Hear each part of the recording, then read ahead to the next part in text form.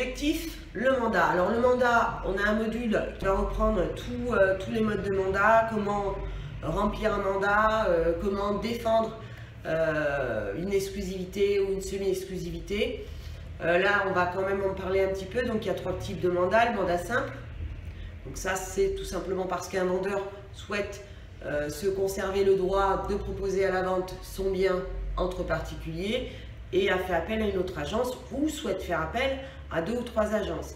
Alors si le vendeur vous indique qu'il souhaite faire appel pour optimiser les chances de vente de sa propriété à plusieurs agences, conseillez-le en lui disant qu'il est important que son bien ne soit pas présenté dans 25 agences. 2 à 3 agences suffisent.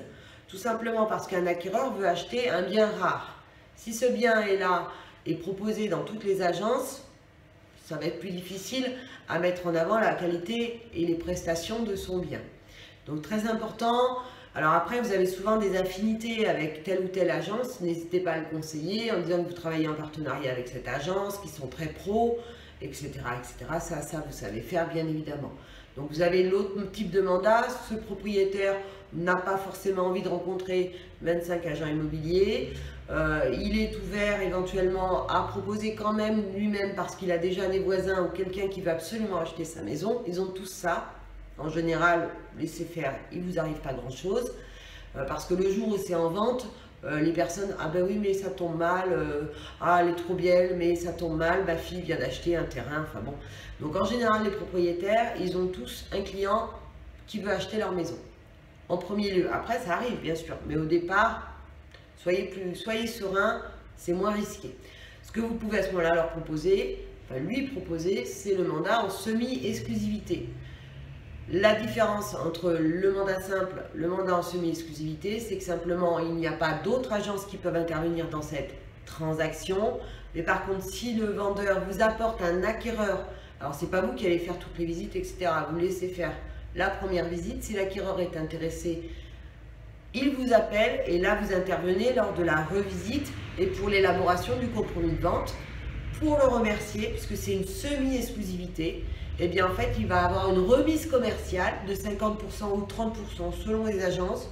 En général c'est 50% des honoraires, c'est-à-dire que s'il a un prix net vendeur de 300 000 €, qu'il y a 20 000 € de frais d'agence, eh bien en fait il ne vendra pas son bien à 300 000 € mais à 310 000 € et vous, vos honoraires auront baissé de 50%, mais vous aurez un acquéreur. Ce qui vous permet d'éviter les autres agences et de rester vraiment l'élément indispensable à votre vendeur.